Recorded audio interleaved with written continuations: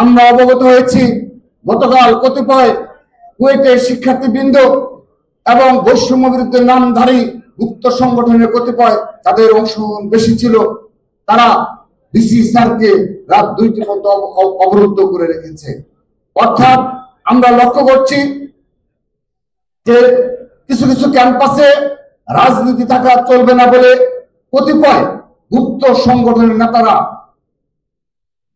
তাদের একক সংগঠনের আধিপত্য বিস্তারের জন্য সাধারণ শিক্ষার্থীদের বিভ্রান্ত করছে।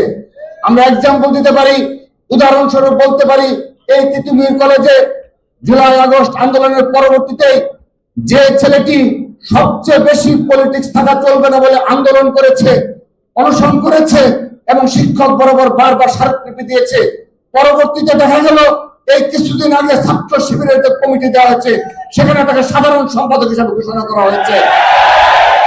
আমরা দেখেছি ঢাকা বিশ্ববিদ্যালয়ে যে ছেলেটি সবচেয়ে বেশি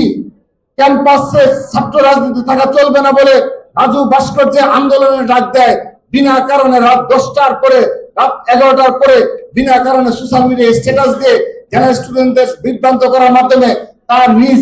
আন্ডারগ্রাউন্ড সংগঠন নেতা কর্মীদের রাজনীতি অবস্থান নেয়। পরবর্তীতে দেখা গেল ছাত্র শিবিরের কমিটিতে তাকে গুরুত্বপূর্ণ পদে রাখা হয়েছে। আমরা এগুলো বোঝার সক্ষমতা আমাদের রয়েছে। বাংলাদেশের ছাত্র সমাজকে বোকা ভেবে যারা বারবার ধোঁকা দেওয়ার চেষ্টা করে, আমি বিশ্বাস করি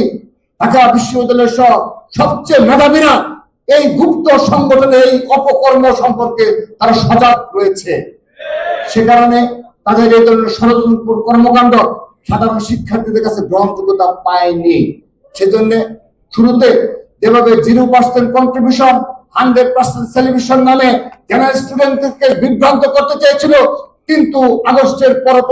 পরপরই যখন দেখা গেল শহীদ ওয়াসিম সহ শতাধিক ছাত্র দলের নেতা কর্মী এই জুলাই আগস্ট আন্দোলন হত্যার শিকার হয়েছে, তখন এই ষড়যন্ত্রকারীরা, তখন এই আন্ডারগ্রাউন্ডের ষড়যন্ত্রকারীরা আবারও তারা গুপ্ত অবস্থায় তারা সাধারণ শিক্ষার্থীদের নিকট পাশে মিলেমিশে আবারও নতুন ভাবে এতদিন পরে এসে 7 মাস পরে এসে আবারও নতুন নতুন ষড়যন্ত্রে লিপ্ত রয়েছে। প্রিয় উপস্থিতি, আমরা আরেকটি বিষয় লক্ষ্য করছি, যখনই এই দেশের কতিপয় নেতৃত্ব গড়ে উঠেছে যারা মূলত মিডিয়ার মাধ্যমে তাদের পরিচিতি বেশি রয়েছে, যারা বাংলাদেশে কোথাও সভা সমাবেশে যায় না, তাদের সংগঠনের কমিটি গঠন করে কিন্তু বাংলাদেশের কোনো একটা উপজেলায় তাদের উপস্থিতি দেখি না, কোনো একটি জেলায় তাদের একটি মিছিল পর্যন্ত আমরা দেখি না,